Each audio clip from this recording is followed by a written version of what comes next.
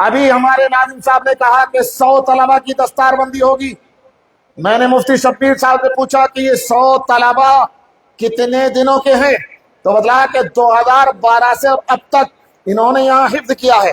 آپ ذرا غور کریں، کیا اتنے مسلمان علاقے کے اندر اور 12-13 سال کے اندر صرف 100 حافظ ہوں اور مدرسے سے 100 حافظ فارغ ہوں؟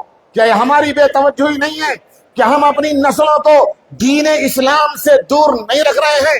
کیا ہماری نوجوان نسل اتنی ہے کہ 100 حافظ ہوں؟ صرف اس مدرسے سے 12 سال کے اندر کم سے کم 12,000 حفاظ تیار ہو جانے چاہیے تھے. ہمیں اپنی اولاد کو مدرسے سے چھوڑ دینا چاہیے تھا. لیکن نئی نسل اسلامی تعلیمات سے بھی دور ہے، عصری تعلیم سے بھی دور ہے، اور جہالت کے اندھیرے میں ایسے ہی بھٹک رہی ہے جیسے زمانے جاہلیت کے اندر بھٹکتی تھی. اور میرے دوستو،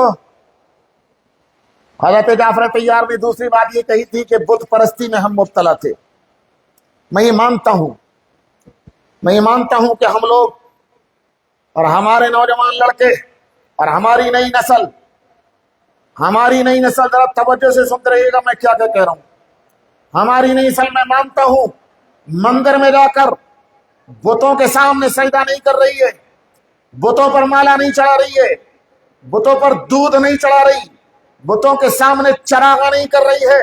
میں یہ مانتا ہوں، لیکن دوستو یہ بھی ایک سچی بات ہے، ہمارے نوجوان لڑکے غیر مسلم نوجوان لڑکیوں کو لے کر کے چلے جا رہے ہیں اور ان کا دھرم ایمان تبدیل کیے بغیر اور ان کے ایمان قبول کیے بغیر اپنے نکاح میں لے رہے ہیں. مفتی صاحب سے پوچھئے گا کہ کسی غیر مسلم لڑکی کو مسلمان لڑکا اپنے نکاح میں لے لے اور اسے حلال سمجھتا ہو، کیا اس کا ایمان برقرار رہے گا یا وہ کفر میں مبتلا ہو جائے گا؟ ہمارے گھروں کی نوجوان لڑکیاں غیر مسلم لڑکوں کے ساتھ چلی جا رہی ہیں.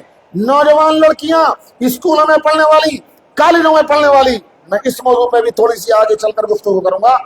ہمارے گھروں کی نوجوان لڑکیاں غیر مسلم نوجوانوں کے ساتھ چلی جا رہی ہیں اور ان کے دھرم کے مطابق، ان کے مذہب کے مطابق، ان کے رسم و رواج کے مطابق مندروں میں جا کر بت کے چاروں طرف 7 چکر لگا کر کے ان کے رسم و رواج کے مطابق غیر مسلم لڑکوں سے نکاح کر لیتی ہیں، شادیاں کر لیتی ہیں. کیا 7 چکر لگا کر مندر میں جا کر غیر مسلم لڑکے کے ساتھ شادی کر لینے کے بعد بھی کیا ہماری نوجوان بہن کا اور ہماری نوجوان لڑکی کا کیا ایمان برقرار رہے گا؟ ہم مانتے ہیں کہ بتوں میں پوجا کرنے کے لیے نوجوان نہیں جاتے، کیا یہ حرکتیں کفر والی نہیں ہیں؟ کیا آج ہماری نئی نسل ایمان کو چھوڑ کر کفر کے دلدل میں پھنستی نہیں چلی جا رہی ہے؟ اور میں کہاں تک بات کروں؟ حضرت جعفر طیار نے فرمایا تھا ہم شراب پیتے تھے، آج نئی نسل کو دیکھ لیجئے. ہو سکتا ہے کہ آپ کے علاقے میں پرسنٹیج کچھ کم ہو، میری معلومات کے مطابق، میں انڈیا کے کونے کونے میں الحمدللہ جاتا ہوں، میری معلومات کے مطابق نوجوان نسل میں 80% نوجوان ڈرگس کے اندر اور نشے کی لت میں مبتلا ہے. کوئی شراب پیتا ہے، کوئی بھنگ چرس لیتا ہے، کوئی اسمیک استعمال کرتا ہے، کوئی نشے کی گولیاں لیتا ہے، کوئی نشے کے انجیکشن لیتا ہے. عجیب و غریب شکل ہے. نوجوان لڑکوں میں 100 نوجوان لڑکوں میں سے 80 نوجوان لڑکے میری معلومات کے مطابق، ہو سکتا ہے کہ میری معلومات غلط ہوں، لیکن 80 نوجوان نشے کی لت میں مبتلا ہے. یہ طے شدہ بات ہے.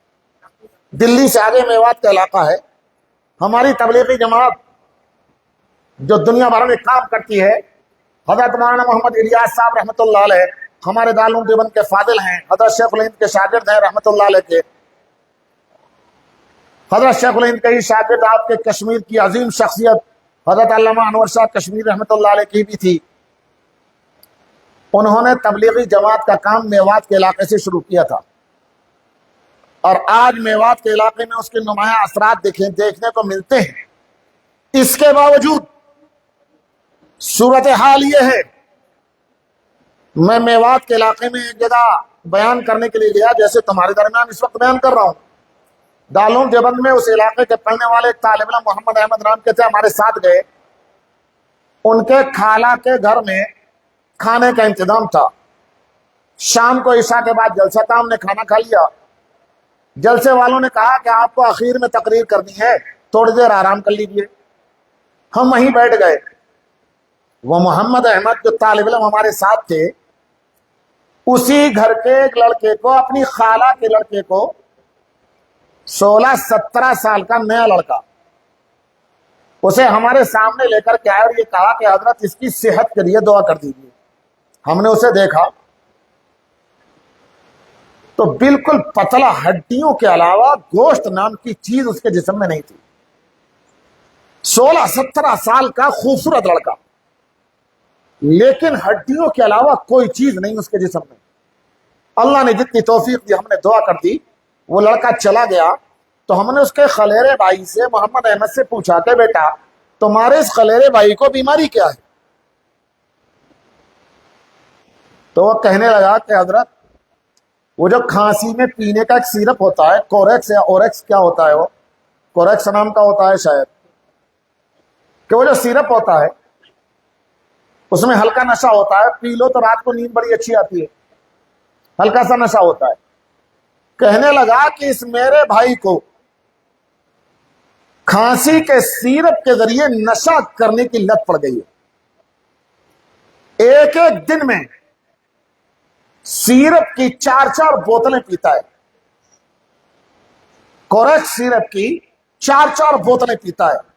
وہ 4-4 بوتلیں پینے کی وجہ سے اس کے پھیپھڑے خراب ہو گئے ہیں، سینے کے اندر کا نظام بگڑ گیا ہے۔ دلی کے ملا ہوا ہے، میوات کا علاقہ، کہنے لگا کہ دلی کے تمام بڑے بڑے ڈاکٹروں نے دیکھ لیا اور سب کو دکھا دیا، سب نے جواب دے دیا ہے۔ اب گرو گرام کے ڈاکٹر نے علاج کرنا شروع کیا ہے۔ وہ کہتے ہیں کہ محنت ہم کرتے ہیں، کوشش کرتے ہیں، یہ گارنٹی کسی بات کی نہیں ہے کہ ان کے پھیپھڑے صحیح ہوں یا ختم ہو جائیں، اور کچھ پتا نہیں کہ اس لڑکے کے ساتھ کس وقت میں کیا حادثہ پیش آ جائے، کس وقت یہ دنیا سے چلا جائے۔ تو نوجوان لڑکے کیسے کیسے نشے کی لتوں میں مبتلا ہیں، میں یہ بتلانا چاہ رہا تھا۔ اور سنیے، جہاں تک بات ہے زناکاری بدکاری کی، تو جب سے یہ موبائل ہمارے ہاتھوں میں آیا ہے اور نوجوان نسل کے ہاتھ میں، نئے لڑکوں کے ہاتھ میں جب سے یہ موبائل آیا ہے، اس موبائل کے اندر فیس بک پر، انسٹاگرام پر پتہ نہیں کون کون سے گرام ہیں۔ ہم تو موبائل کو زیادہ چلانا بھی نہیں جانتے، ایک واٹس ایپ ہے، اسی سے دماغ خراب رہتا ہے، اسی کے جواب دیتے دیتے ہم تھک لیتے ہیں۔ اتنا ضرور ہے کہ اسی کے ذریعے سے قوم کی رہنمائی ہوتی رہتی ہے۔ جب بھی کھولتے ہیں 50-60 میسج ہوتے ہیں، کوئی مسئلہ پوچھ رہا ہے، کوئی نماز کا مسئلہ، کوئی طلاق کا مسئلہ، کوئی زمین کا مسئلہ، کوئی خرید و فروخت کا مسئلہ۔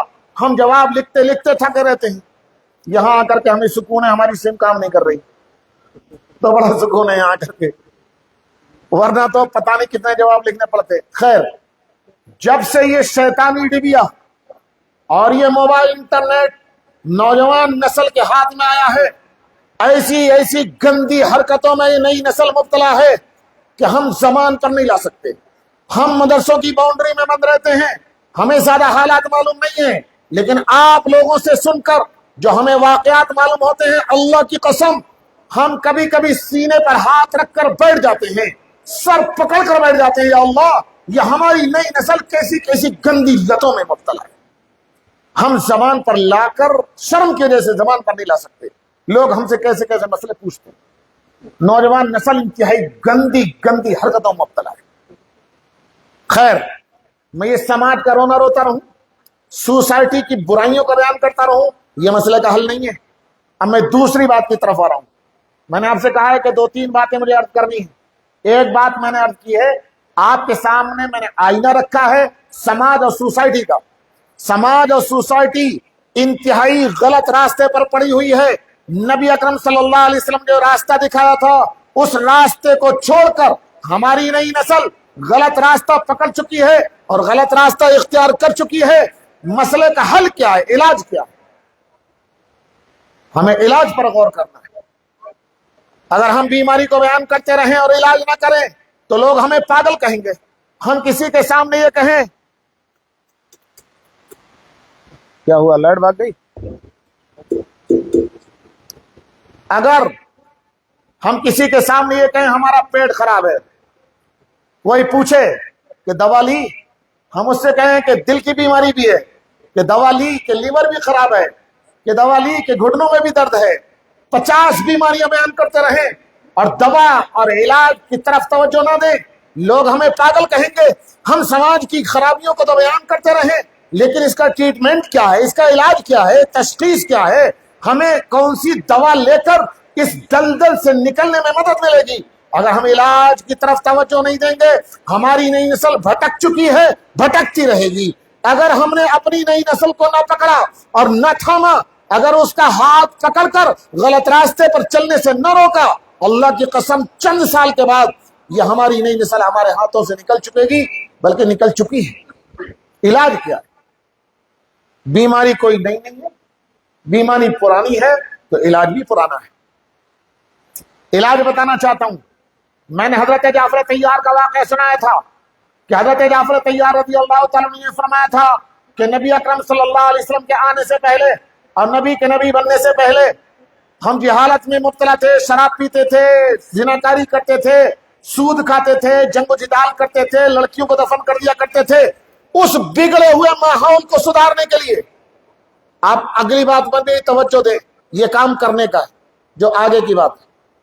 اس بگڑے ہوئے ماحول کو سدھارنے کے لیے، معاشرے کی اصلاح کرنے کے لیے، سماج کو سیدھے راستے پر لانے کے لیے، کمیونٹی کو غلط راستے سے ہٹا کر علم کی روشنی میں لانے کے لیے جب نبی کو نبی بنا کر بھیجا جا رہا ہے، آپ جانتے ہیں کہ نبی غار حرا میں عبادت میں مصروف تھے۔ آقا دو جہاں صلی اللہ علیہ وسلم غار حرا میں عبادت میں مصروف تھے۔ اللہ تبارک و تعالی ان کو نبی بنا رہے ہیں، رسول بنا کر بھیجا جا رہا ہے، ذمہ داری دی جا رہی ہے جہالت سے نکال کر علم کی روشنی میں لانے کی۔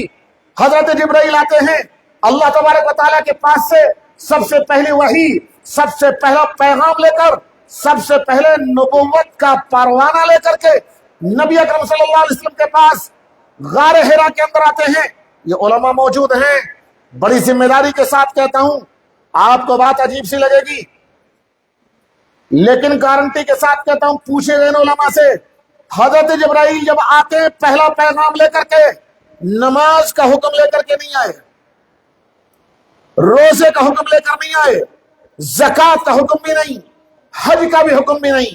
میرا ایمان ہے، میں جانتا ہوں کہ اسلام کے یہ بنیادی ارکان ہیں اور اسلام کے اندر ان چاروں کی اہمیت کلمے کے بعد سب سے زیادہ ہے۔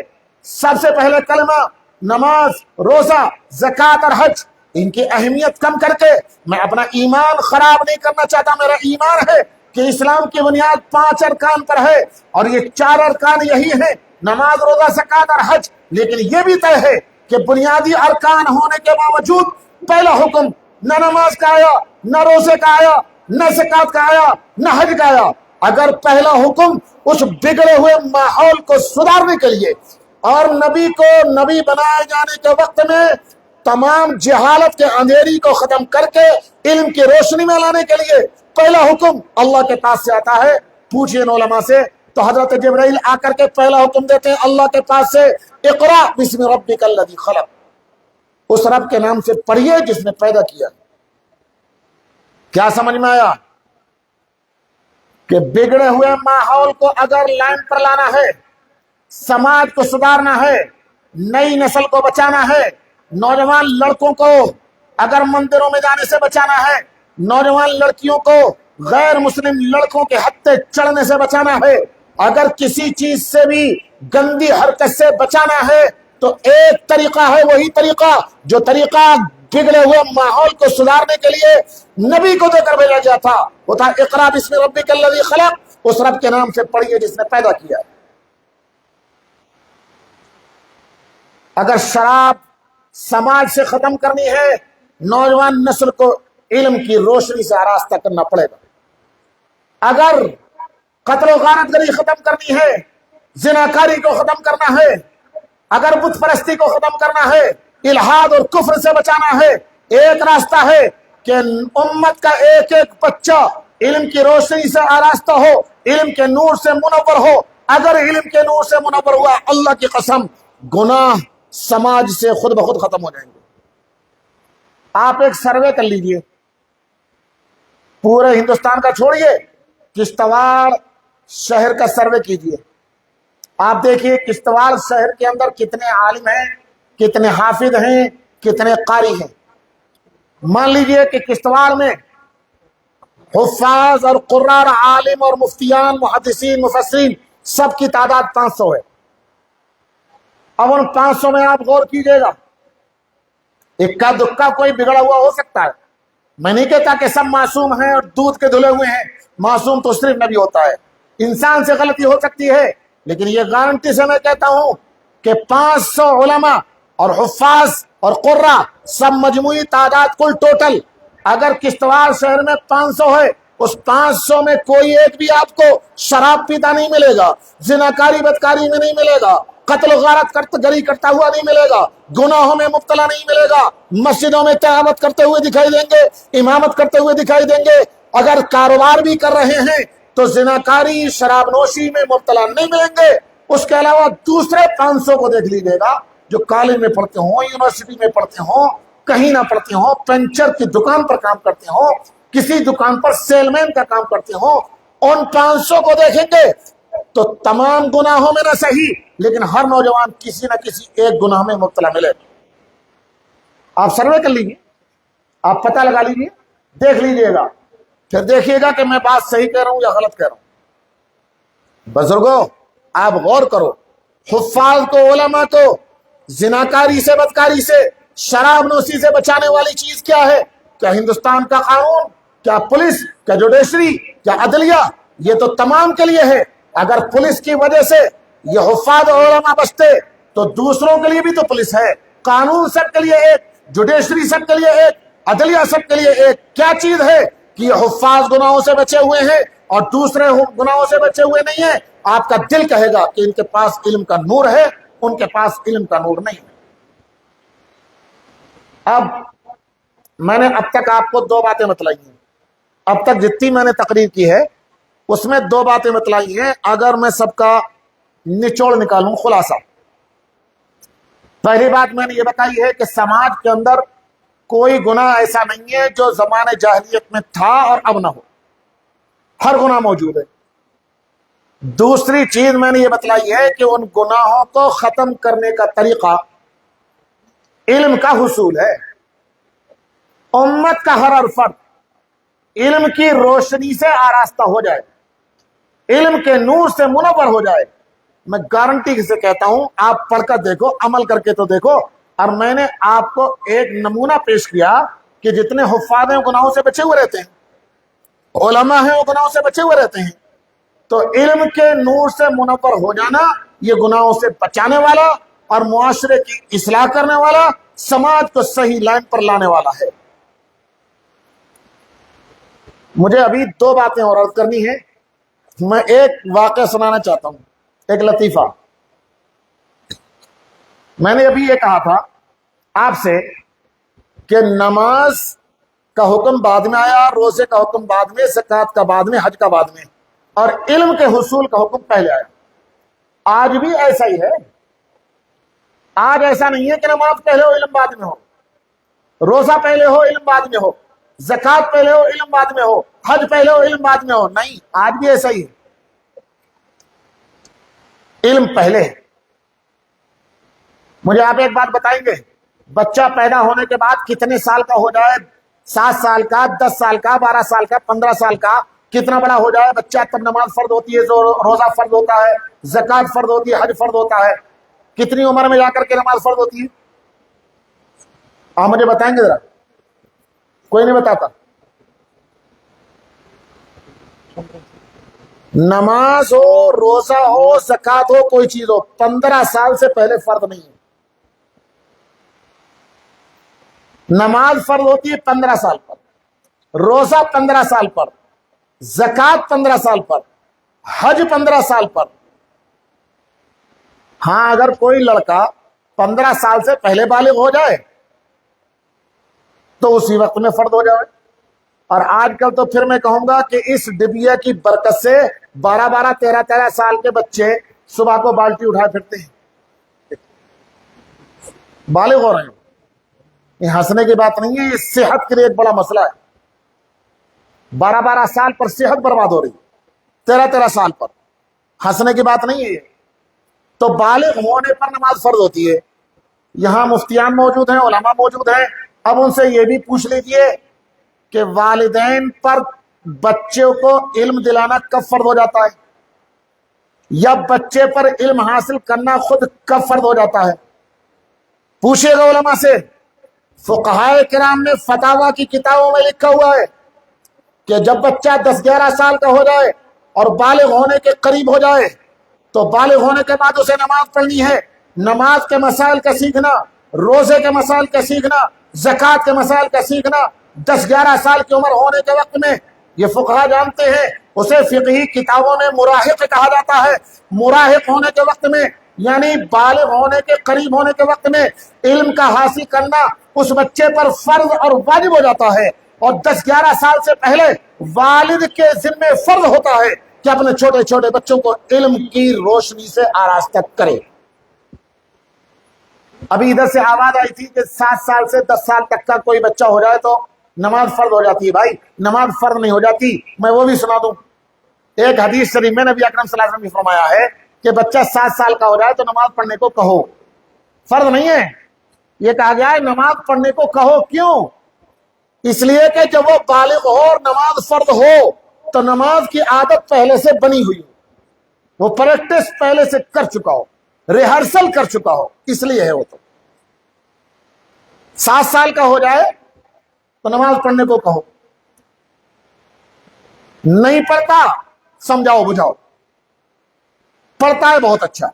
10 سال کا ہو جائے نماز پڑھنے کو کہو، نہیں پڑھتا تو اب اسے پیٹو، پٹائی کرو، اور پٹائی کر کے نماز پڑھنے کی عادت ڈلواؤ، کیونکہ جلدی ہی بالغ ہونے والا ہے۔ جب بالغ ہو تو اس کی نماز پڑھنے کی عادت پڑ چکی ہے۔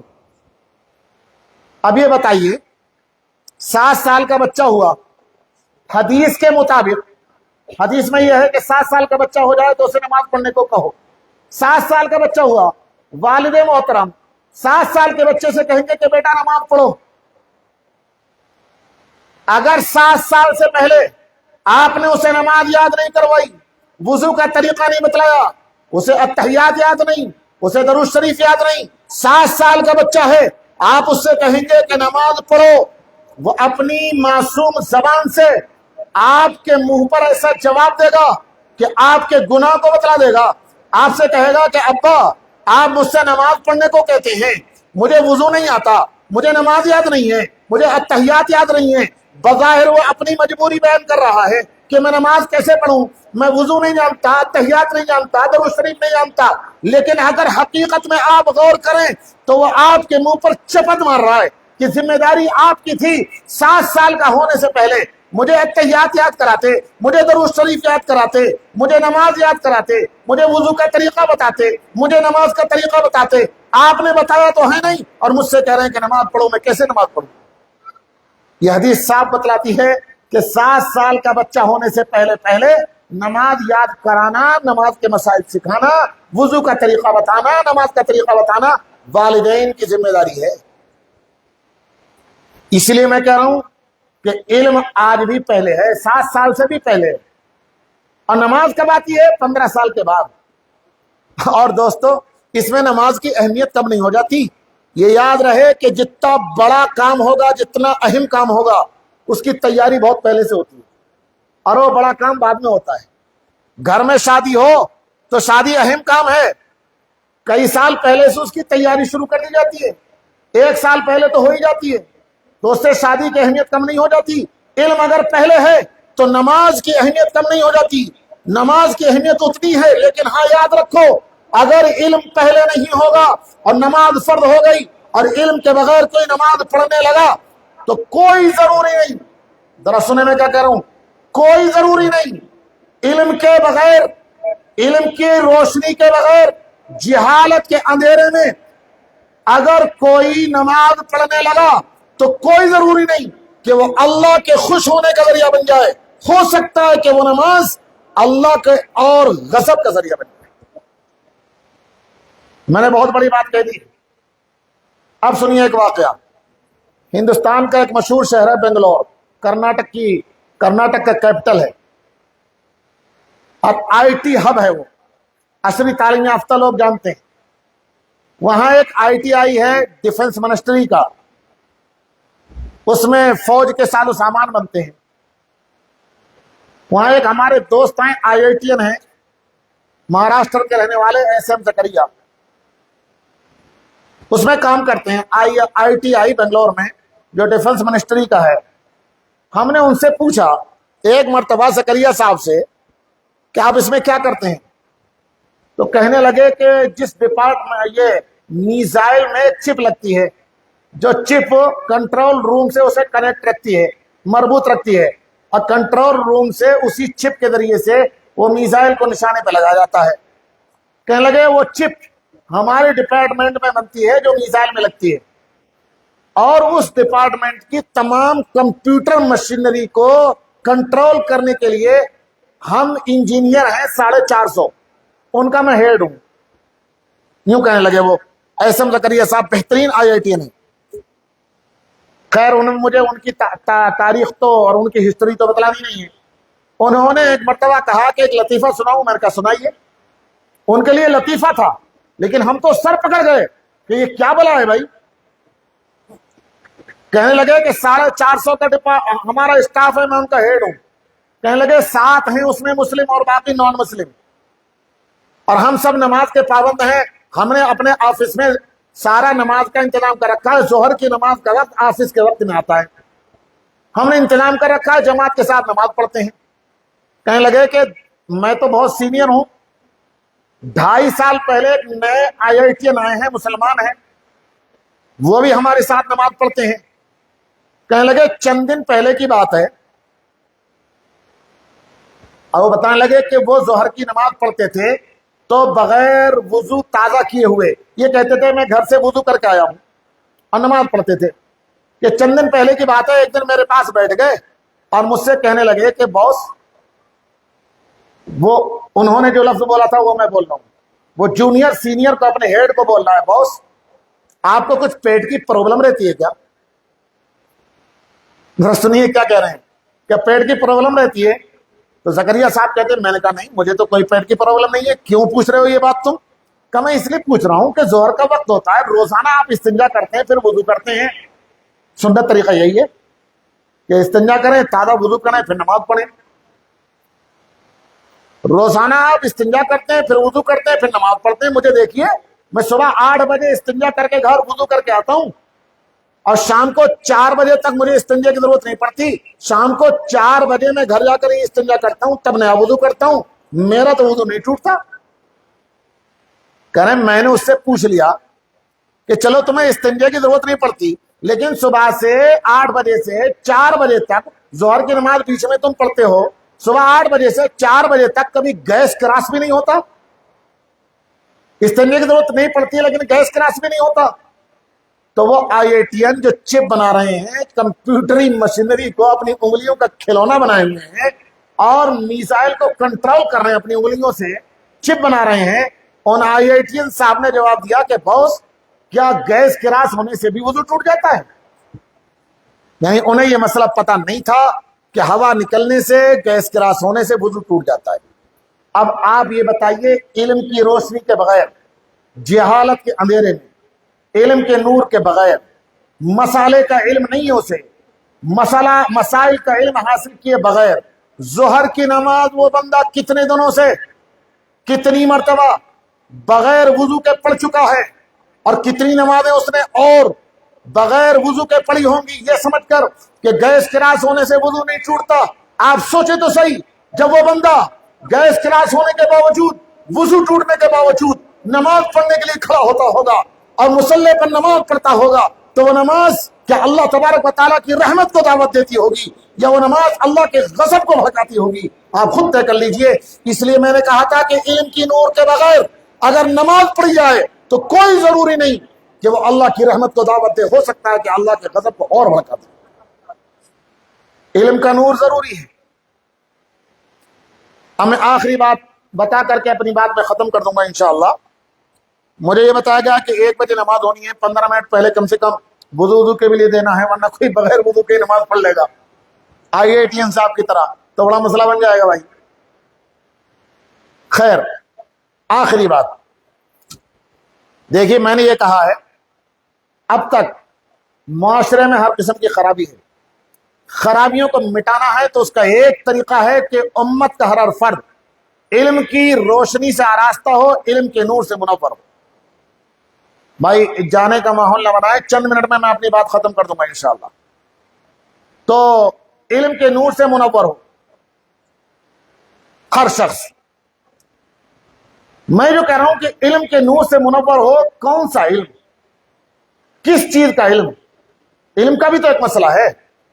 بس یہ آخری بات سن لیجئے، اس کے بعد میں اپنی بات ختم کرتا ہوں۔ نبی اکرم صلی اللہ علیہ وسلم نے فرمایا کہ علم حاصل کرنا ضروری ہے۔ کون سا علم؟ آقا نے فرمایا العلم ثلاثہ، علم تین ہیں، علم تین ہیں شریعت کے، جن کے بغیر دین ناقص رہے گا اور دین پر صحیح طریقے سے عمل نہیں کر پاؤ گے۔ آقا نے فرمایا العلم ثلاثہ، میں اپنی طرف سے نہیں کہہ رہا ہوں، حدیث کا بیان کر رہا ہوں۔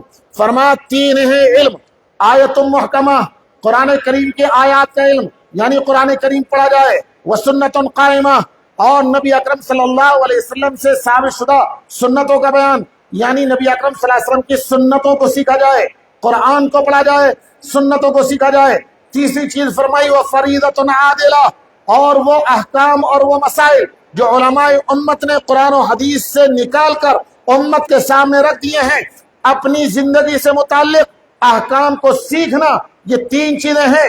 امت کا ہر فرد قرآن پڑھا ہوا ہو، امت کا ہر فرد نبی کی سنتوں کو جانتا ہو، امت کا ہر فرد بچہ ہو تو جوان ہو تو بوڑھا ہو تو اپنی زندگی سے متعلق حلال اور حرام کے مسائل کو جانتا ہو۔ یہ تین چیزیں ضروری ہیں، حلال اور حرام کے مسائل کو جانتا ہو۔ میں یہ نہیں کہتا کہ تمام دنیا کے حلال و حرام کو، بلکہ اپنی زندگی سے متعلق حلال اور حرام کو۔ ایک آدمی دکاندار ہے، تجارت پیشہ ہے، کیا بیچنا حلال کیا حرام، کیسے بیچنا حلال کیسے حرام، اس بات کو جانتا ہو، ورنہ دکانداری میں حرام طریقے اختیار کرتا رہے گا اور کمائی کے اندر حرام کی نحوست آتی رہے گی۔ ایک ڈاکٹر ہے، ڈاکٹر کے لیے کیا حلال کیا حرام یہ اس کے لیے جاننا ضروری ہے۔ ایک وکیل ہے، ایڈوکیٹ ہے، کیا حلال کیا حرام اس کے لیے جاننا ضروری ہے۔ اپنی زندگی اور اپنی لائن اور لائف لائن سے متعلق حلال اور حرام کا جاننا امت کے ہر فرد کے لیے ضروری ہے۔ تمام دنیا بھر کے حلال و حرام کا جاننا ضروری نہیں ہے۔ تمام دنیا بھر کے حلال و حرام کی ذمہ داری قربان جائیے ان علماء کرام پر۔ ان علماء کرام نے اپنے کندھوں پر یہ ذمہ داری لے رکھی ہے، انہوں نے طے کر رکھا ہے۔ ہمارے پاس کوئی کاشتکار آئے گا اسے بھی حلال و حرام بتائیں گے، ڈاکٹر آئے گا اسے بھی بتائیں گے، انجینئر آئے گا اس کو بھی بتائیں گے، تاجر آئے گا تجارت پیشہ اس کو بھی بتائیں گے۔ کسی بھی بزنس سے لگا ہوا آدمی ان کے پاس آئے گا۔ ان علماء نے اپنے کندھوں پر یہ ذمہ داری لے رکھی ہے کہ ہم ہر شخص کو حلال بھی بتائیں گے، حرام بھی بتائیں گے۔ یہ ذمہ داری تو ان علماء کرام نے لے رکھی ہے۔ اور ان علماء کرام کے لیڈر ہیں امام محمد۔ امام محمد رحمۃ اللہ علیہ امام حنیفہ کے شاگرد ہیں، رات رات بھر سوتے نہیں تھے، رات رات بھر جاگتے تھے۔ کسی نے کہا امام صاحب سے کہ محمد رات کو کچھ سو لیا کرو، صحت خراب ہو جائے گی، صحت بگڑ جائے گی، راتوں رات مت جاگا کرو، پوری رات مت جاگا کرو، کچھ آرام کر لیا کرو، آپ کے بدن کا، آپ کی آنکھوں کا آپ کے اوپر حق ہے۔ ان علماء کرام نے امام محمد کو پڑھ رکھا ہے۔ امام محمد نے جواب دیا تھا کہ ساری قوم اور تمام مسلمان میرے اوپر بھروسہ کر کے سو گئے ہیں کہ جب حلال پوچھنا ہوگا، حرام پوچھنا ہوگا، کوئی مسئلہ پوچھنا ہوگا تو امام محمد سے پوچھ لیں گے۔ اگر محمد بھی سو گیا تو قوم کا کیا بنے گا؟ اس لیے قوم کی رہنمائی کے لیے میں نے طے کر لیا ہے کہ رات رات بھر جاگوں گا۔ یہ علماء کرام یقین کیجئے رات رات بھر جاگتے ہیں۔ یہ طلبہ معصوم اور نورانی چہرے جو ہماری آنکھوں کے سامنے بیٹھے ہوئے ہیں، آپ نمایاں طور پر دیکھ سکتے ہیں۔ یہاں پر نظر ڈالیں آ کر کے، یہاں پر کھڑے ہو کر کے کوئی دیکھے، ان طلبہ کے چہروں کو دیکھ لے اور باقی چہروں کو دیکھ لے، اللہ کا نور برستا ہوا دکھائی دیتا ہے ان طلبہ کے چہروں کو۔ کیوں؟ رات کے 12 بجے تک، رات کے 1 بجے تک قرآن کریم رٹتے ہیں، عربی رٹتے ہیں اور یاد کرتے ہیں۔ ہر وقت اللہ کے کلام کو رٹتے رہتے ہیں، اللہ کے نور اور رحمت کی بارش ہوتی رہتی ہے۔ تو میں یہ کہہ رہا تھا علم کا حاصل کرنا ہر فرد پر ضروری ہے۔ آخری بات، یہ جو میں نے ابھی حدیث سنائی اسے پورا سنانا چاہتا ہوں، اور مجھے امید ہے کہ جب میں اگلی بات سناؤں گا تو یہاں بہت سے لوگ جو بیٹھے ہوں گے ان کے ذہنوں میں کچھ گھوم رہا ہوگا، وہ بھی نکل جائے گا انشاءاللہ۔ مجھے معلوم ہے کیا گھوم رہا ہے، ہمارے سامنے باتیں آتی رہتی ہیں، اس لیے ہمیں پتہ رہتا ہے کہ کس کے دماغ میں کیا گھوم رہا ہے۔ حدیث شریف میں فرمایا گیا کہ علم تین ہیں، قرآن کریم کی آیات، سنت اور حرام و حرام، حلال و حرام کے مسائل۔ نبی اکرم صلی اللہ علیہ وسلم نے امت کے دماغوں کو پڑھ کر آخری جملہ فرما دیا اور آخری ٹکڑا فرما دیا، ذرا غور سے سنیں۔ یہاں عصری تعلیم یافتہ لوگ بھی موجود ہیں، وہ بھی سنیں۔ میں تمہارے دماغوں کے خلل کو دور کرنا چاہتا ہوں۔ آقا نے فرمایا وما سوا ذلک فهو فضل۔ آقا نے فرمایا یہ تین علم حاصل کرنا تو امت کے ہر فرد کے لیے ضروری ہے، کسی بھی ڈپارٹمنٹ سے، کسی بھی لائن سے تعلق رکھتا ہو، یہ تین چیزیں حاصل ہی کرنی ہیں۔ اور فرمایا ان تین چیزوں کے علاوہ جو دیگر علوم ہیں، سنیے توجہ سے، آقا کیا فرما رہے ہیں؟ وما سوا ذلک فهو فضل۔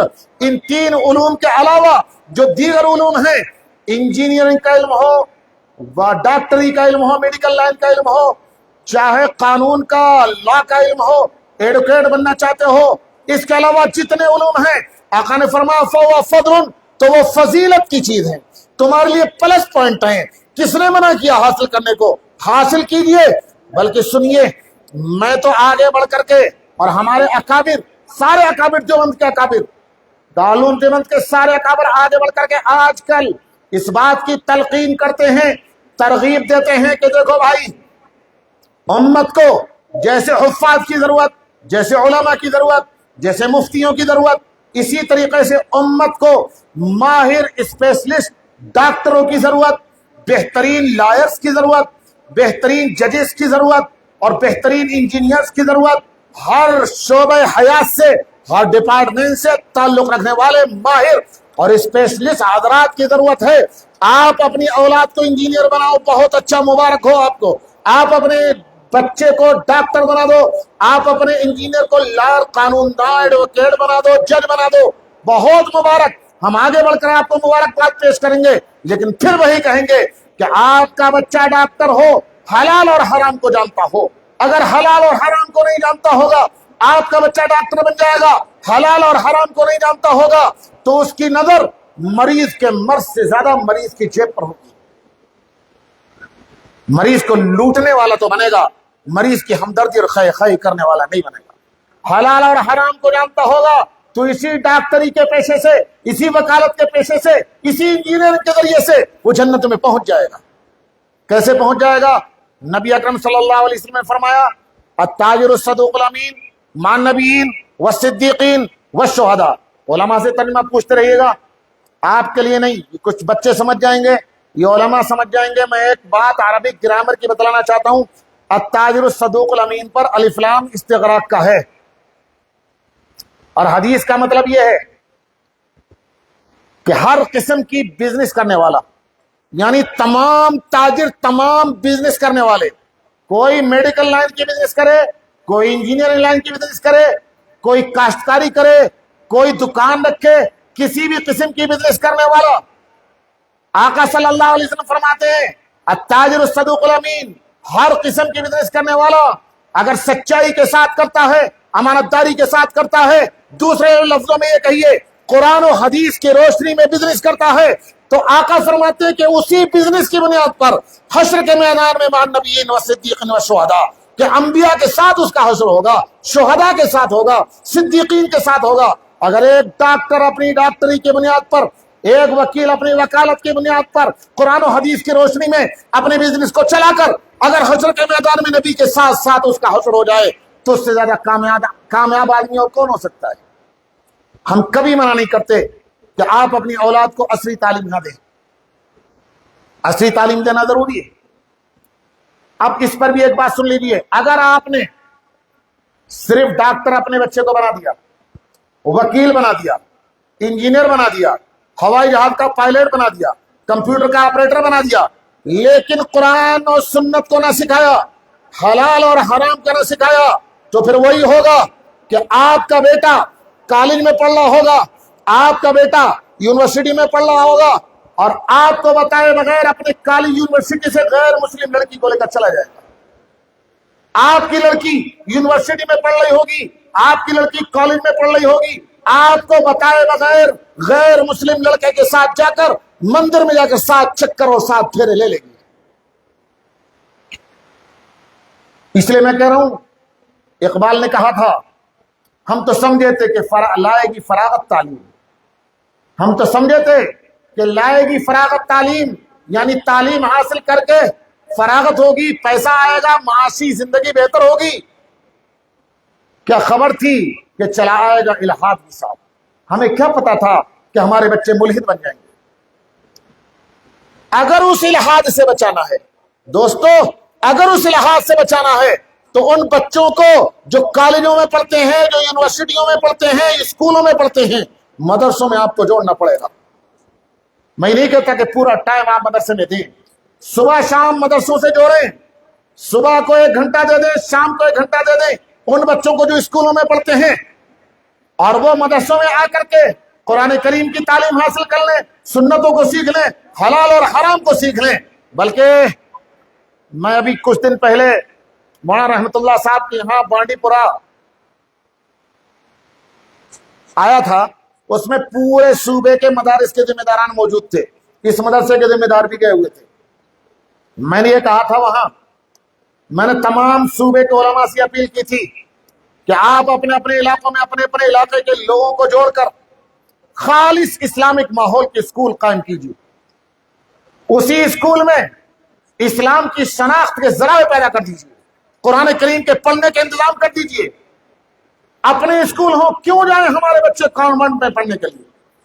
کیوں جائیں عیسائیوں کے مشنریز کے اسکول میں پڑھنے کے لیے؟ کیوں جائیں RSS کے قائم کیے ہوئے سرسوتی مندروں کے اندر پڑھنے کے لیے؟ کیوں جائیں اغیار کے اسکولوں میں پڑھنے کے لیے؟ ہمارے اپنے اسکول کیوں نہیں ہونی چاہیے؟ خالص اسلامک ماحول کے اپنے اسکول قائم کر دیجئے، آپ کا بچہ بہترین اصلی تعلیم کا ماہر بھی ہو اور اسلامیہ سے واقف بھی ہو، وہ ملحد نہ بنے، وہ اللہ کا انکار کرنے والا نہ بنے، حضور صلی اللہ علیہ وسلم کی شان میں گستاخی کرنے والا نہ بنے۔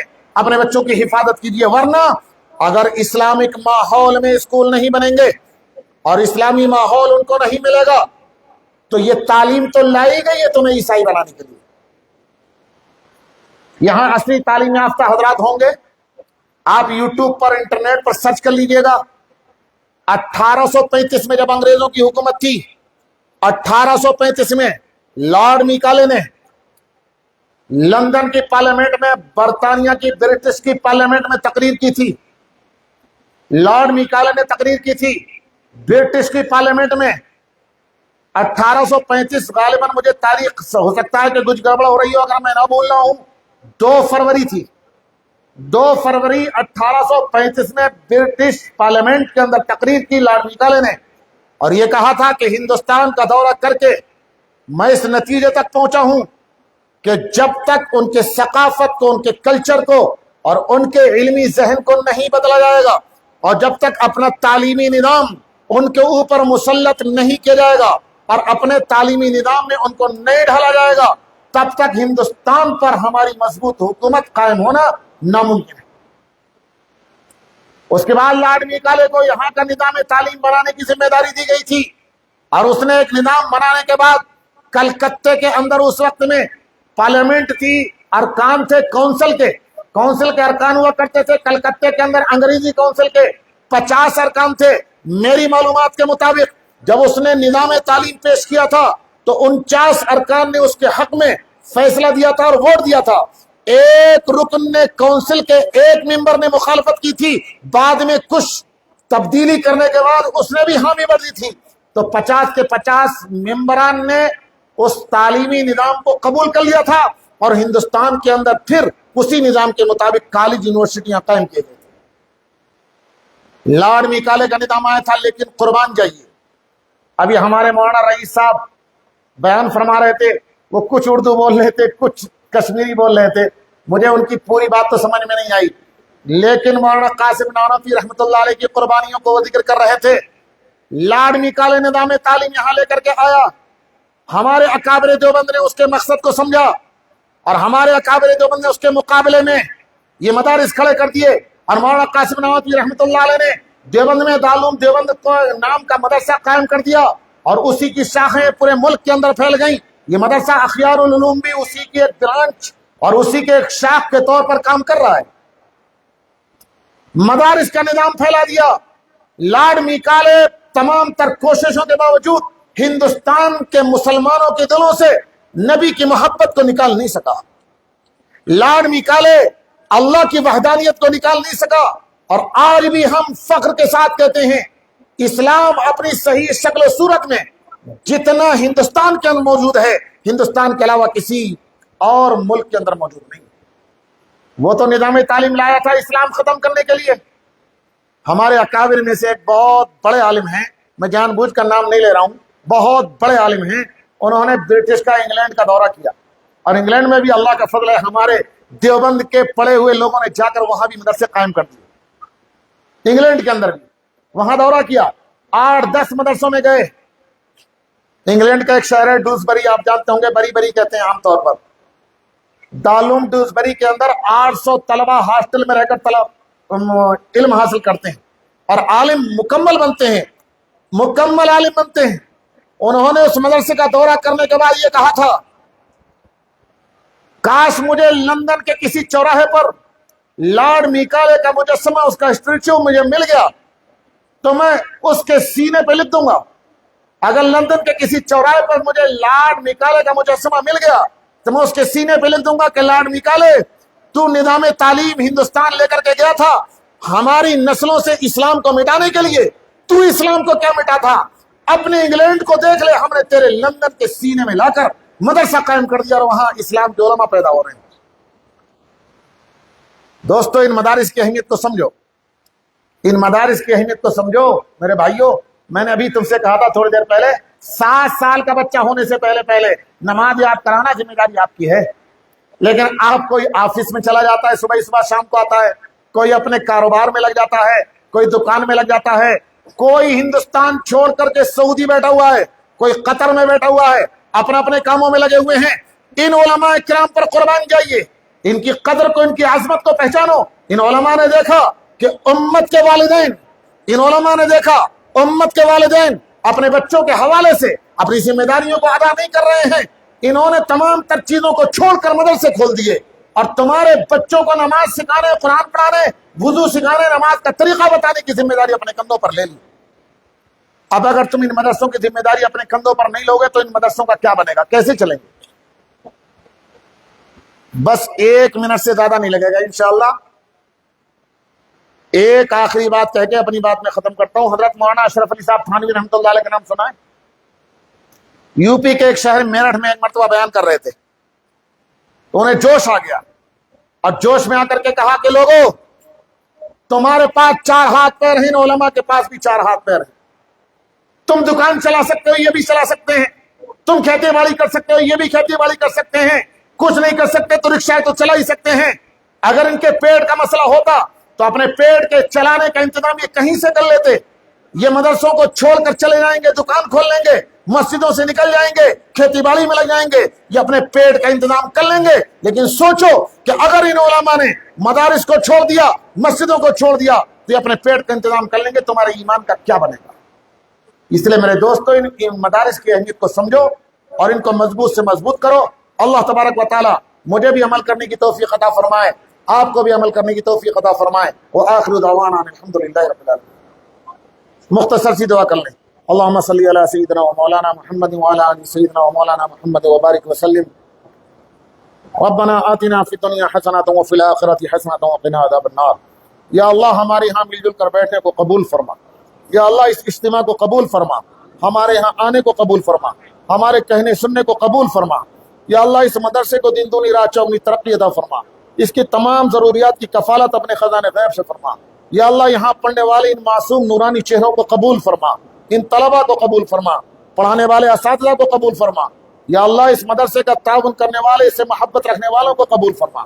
یا اللہ، اس مجمع میں جتنے لوگ ہیں ان کے دلوں میں جو مرادیں ہیں، جائز مرادیں ہیں، سب کو تو یا اللہ کامیابی عطا فرما۔ یا اللہ، جو دنیا سے رخصت ہو چکے ہیں ان کی مغفرت فرما، جو دنیا میں موجود ہیں یا اللہ ان کو صحت عافیت عطا فرما۔ سارے دنیا کے مسلمانوں کی، خاص طور سے فلسطین کے مسلمانوں کی حفاظت فرما۔ یا اللہ، جو دعائیں نبی اکرم صلی اللہ علیہ وسلم نے مانگی ہیں ہمارے حق میں، ان کو قبول فرما۔ جن سے پناہ مانگی ہمیں بھی ان سے بچنے کی توفیق عطا فرما۔ ٹوٹے پھوٹے الفاظ میں یہ دعا کی ہے اپنے حبیب پاک صلی اللہ علیہ وسلم کے صدقہ طفیل سے اس کو قبول فرما لے.